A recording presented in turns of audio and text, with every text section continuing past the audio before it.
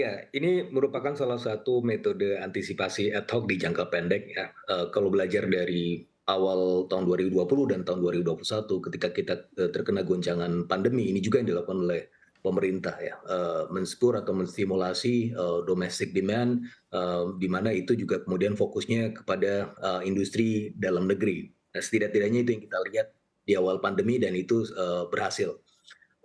Akan tapi juga harus kita lihat juga bahwa, nanti sumber permasalahannya adalah bukan lagi dari sisi supply, tetapi juga lebih ke arah gejolak demand. Ada setidak-tidaknya 2 jalur. Jalur pertama adalah jalur sektor real, di mana kita melihat, systemic demand destruction yang dilakukan oleh Amerika Serikat dengan menaikkan suku bunganya, ini kemudian menghancurkan global demand di tahun 2023 dan pada akhirnya ini pastinya akan, menghampiri ya, gejolak demand dari sisi trade partner utama kita dan pada akhirnya ini akan memicu PHK terutama untuk, sektor-sektor yang padat karya ya. Dalam hal ini yang immediate effect-nya mungkin akan kita lihat dari sisi sektor, industri tekstil yang memang sebelum pandemi pun sudah mengalami, masalah yang cukup signifikan. Yang kedua adalah dari sisi jalur moneter di sisi domestik sebagai respon dari kenaikan suku bunga global, kita kan juga mau tidak mau harus kemudian meningkatkan suku bunga juga dan ini pasti akan, berdampak juga pada tingginya beban ekonomi. Terutama dalam hal ini kalau kita identifikasi ada beberapa daerah utama yang memiliki kerentanan yang juga cukup signifikan. Seperti misalnya kabupaten, di Banyumas ada Cianjur, Garut, Sukabumi, Jombang, dan beberapa daerah sekitarnya yang memiliki beban utang yang sebenarnya juga cukup signifikan. Ini adalah daerah miskin dan rentan miskin yang paling banyak ya, jumlahnya, yang mana juga memiliki tanggungan atau beban utang yang juga cukup signifikan. Sehingga dalam hal ini dua sisi ini, sektor real dan juga sektor moneter pastinya akan kemudian menghampiri, demand domestik juga secara cukup signifikan. Nah, apa yang tadi, Mbak sampaikan, bagaimana kita kemudian menstimulasi supaya ada setidak-tidaknya bantalan ya, dari dalam negeri dengan cara untuk membangkitkan ya, industri dalam negeri, fokus kepada itu, tetapi di sisi yang lain ini juga sebenarnya menghadirkan kerentanan yang lain.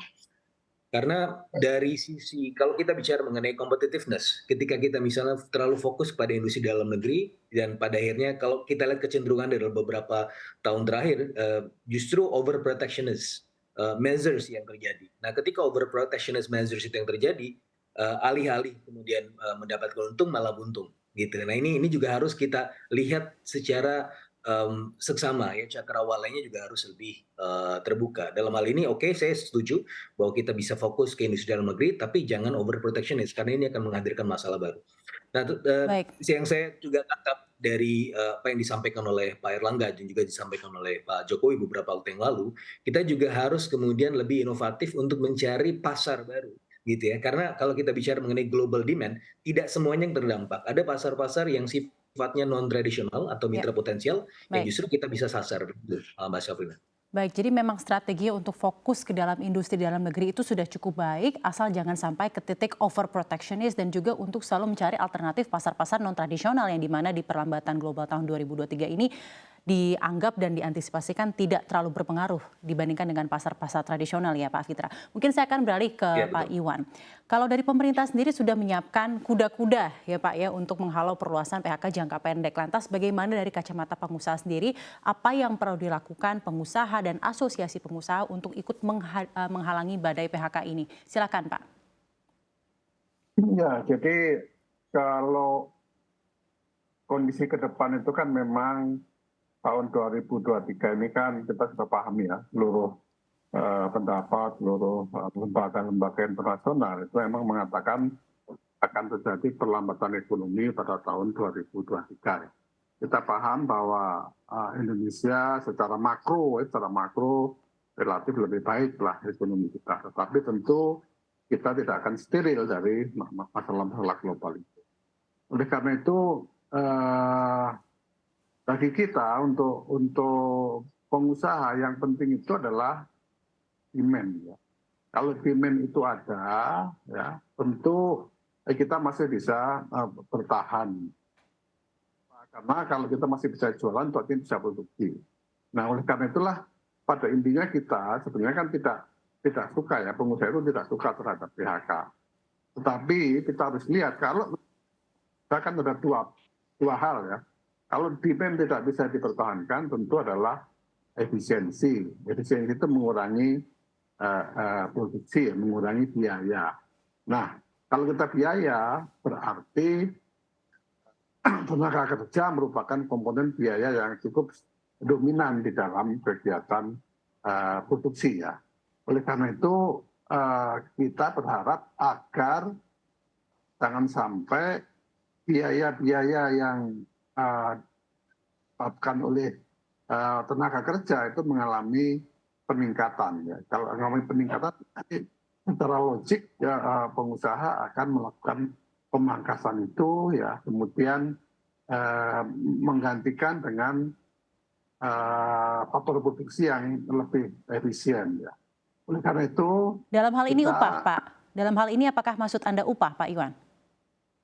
Ya tentu, kalau upahnya naik melebihi dari produktivitasnya, ya sudah pasti itu mengalami kesulitan. Sehingga perusahaan-perusahaan itu akan menjadi shifting gitu ya. Sebagai contoh misalnya di sektor perhotelan, itu sekarang jadi multitasking ya. Sejak pandemi ini melakukan multitasking. Jadi tadinya yang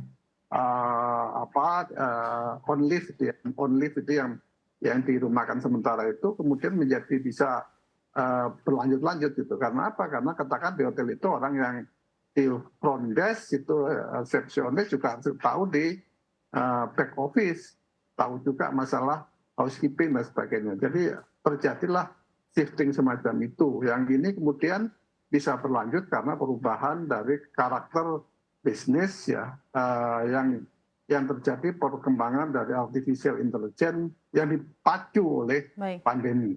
Ini cenderung ya kalau kita lihat karakter dari investasi di Indonesia ini kan menjadi lebih capital intensif gitu. Ini yang saya kira menjadi tidak menguntungkan, bukan saja bagi mereka yang sudah terserap di sektor formal. Mereka implikasinya adalah PHK. Tetapi yang munculnya angkatan kerja baru itu yang harus kita pikirkan supaya tidak menjadi beban secara nasional bagi ekonomi kita begitu.